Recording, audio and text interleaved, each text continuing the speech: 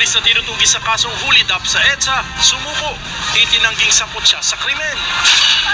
Bus sa Commonwealth Avenue, nasunog sa kasagsagan ng rush hour traffic. At komedyanteng si Tia Pusit, sumailalim sa 7 oras na operasyon. Kapatid na si Nova Villa, humihingi ng dasal. Abangan sa TV Patrol.